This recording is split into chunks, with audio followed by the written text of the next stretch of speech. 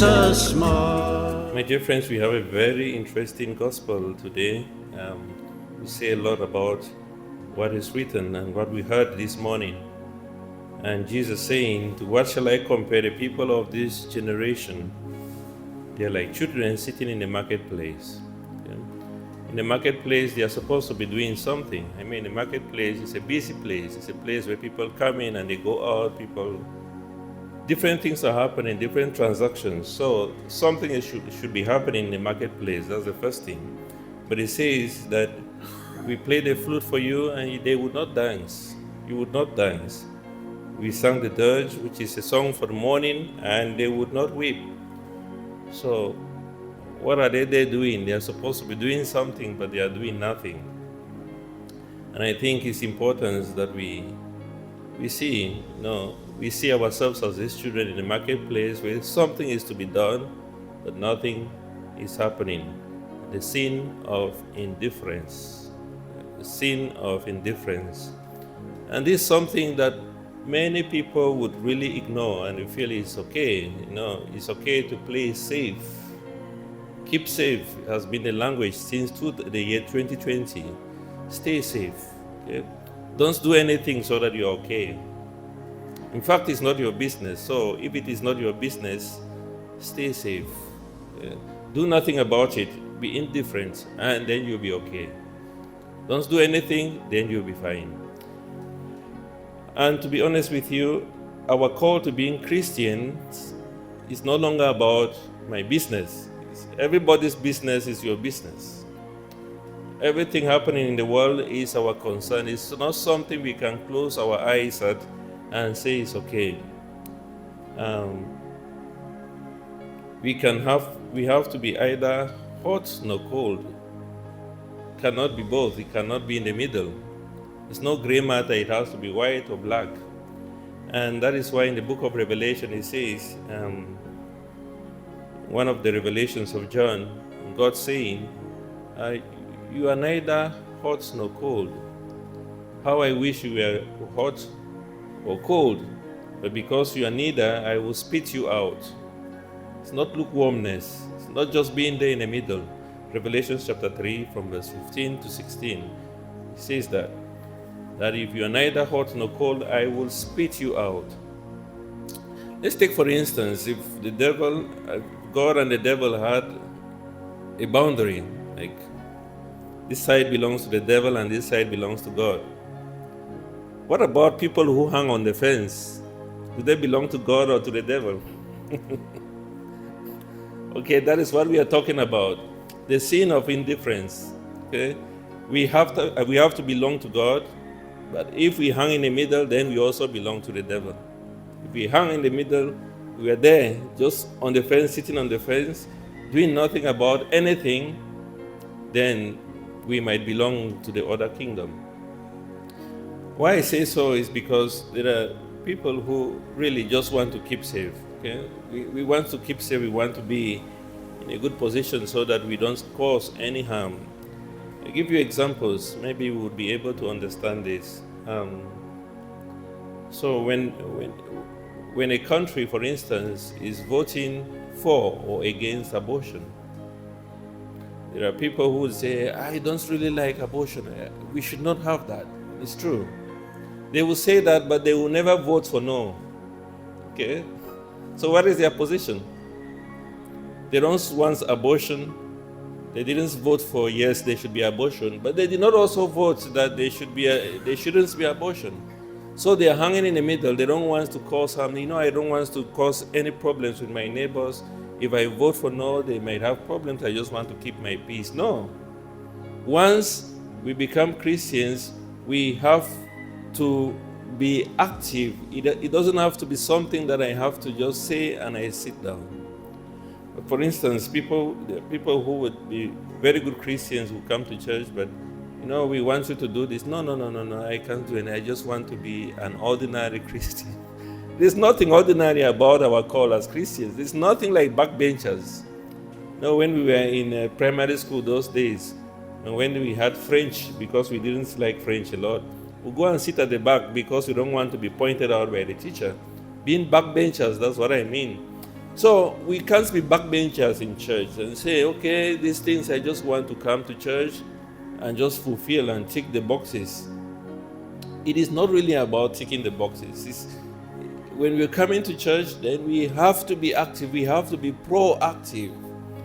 At times when people are going out for a rally to oppose maybe the corruption in the government or something that is not going on well, some injustice that has been done somewhere, we really support it, but we don't want to go out there. I want to play safe. I want to stay safe. I don't want to make any problems with anybody. Or your neighbor is having a quarrel or something that is happening in your neighborhood and you know there's something going wrong. And we do nothing about it and we just stay and we say, no, I don't just want to have problems with people. I just want to stay at peace with myself. I just want to have peace with my neighbor. So it's not really my business. So it's fine. Let them. They are going to sort it out themselves. It's their problem. They are going to sort it out. And I think it's not what God wants from us. We become like children in a marketplace who would neither sing, who would neither dance, nor would weep. And we're just there in the middle doing nothing. In fact, when Jesus gave the parable in Matthew's Gospel of the Last Judgment, and he said, there are some people who said, Lord, when did we see you hungry and we did not give you food? When did we see you naked and we did not give you something to put on? When did we find you in prison and we didn't visit you? What did God say? What did God say? What you did not do. It's not that it's not really wrong with what they did. If you don't help your neighbor, it's not your responsibility. Actually, if a kid doesn't go to school and it's not your kid, it's not your responsibility to look after that kid. But the problem there is that you did nothing about the situation. The fact that it's not our responsibility as Christians should push us to doing something. Or as I watched something on social experiment of somebody who is actually rich but going out in the street like a beggar and asking people, I need to buy some fuel for my car which is parked down there and I don't have money. If you can just give me $2, maybe I could be able to do that. He said, no, I can't give you. He said, but you're just filling your tank up and you have a very big car. Can you give me just $2? And he says, no, I need this. He said, it's not my business. If you don't have it, it's none of my business. It's your business. So you live your life, I live my life. God for all of us. Okay. But I think it's an obligation for each and every one of us, my dear brothers and sisters, to be able to look away from ourselves. It's not about keeping safe. It's about putting our lives out there for the sake of each and every one of us. When we go out in the streets, we have to keep our eyes open to what God might be calling us to do at those moments. We must keep our eyes open that we could see Jesus in that little beggar in the street. Because we can't just say it's not our business. That is fine.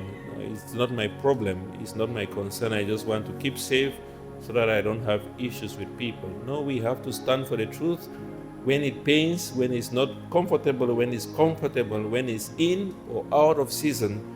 We don't have to be like children in the marketplace doing nothing. We have to be proactive. It's not later on we say, oh, how I wish I knew. No. We have to be proactive so that we become truly ambassadors of Christ in everything that we do. And the key to this is to try to see Jesus in every situation. Whatever thing that we come across in life, we must be able to hear, what is Jesus telling me to do in this situation? It might be a challenge for you, maybe in church, to say you are going to be a parish leader. You say, no, I cannot manage that. But how can I put myself at the disposal to be able to serve the people of God in the way that God wants me to do? It's not just about keeping myself safe.